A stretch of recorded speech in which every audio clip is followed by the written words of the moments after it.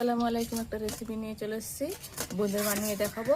তার জন্য এখানে 1 কাপ বেসন নিয়েছি।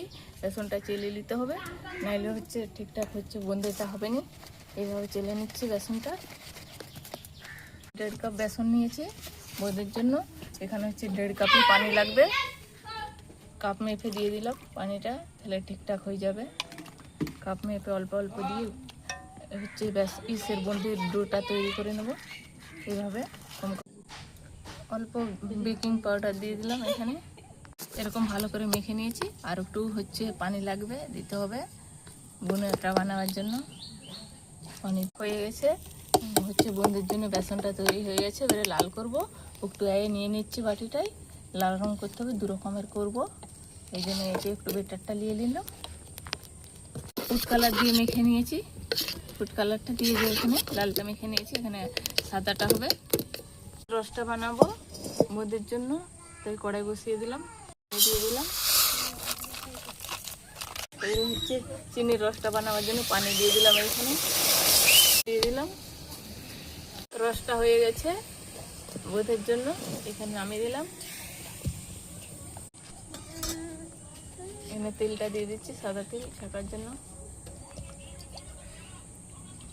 বোঁদেটা ছেড়ে দিচ্ছি এইভাবে। হয়ে গেছে, বোঁদেগুলো লাল লাল করে ভেজে নিয়েছি, উঠে নিচ্ছি। এইবার লালটা দিয়ে দিচ্ছি, লাল রঙেরটা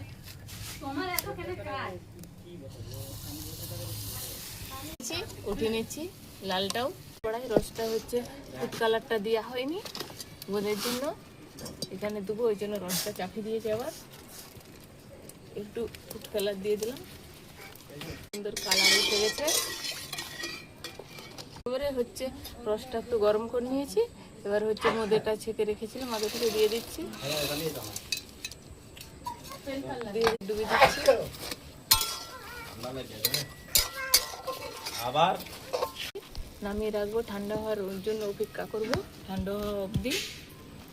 হয়েছে, এবার উঠে নিচ্ছি। কত সুন্দর কালারটা এসেছে দেখুন বন্ধুরা। 2 রকমের কালার করেছিলাম, খুবই সুন্দর এসেছে, সুন্দর হয়েছে দেখুন বন্ধুরা। পুরো দোকানের মতন বোঁদেটা হয়েছে। 2 কালারের করেছিলাম, খুবই সুন্দর হয়েছে। তাহলে খেয়ে দেখ কেমন হয়েছে।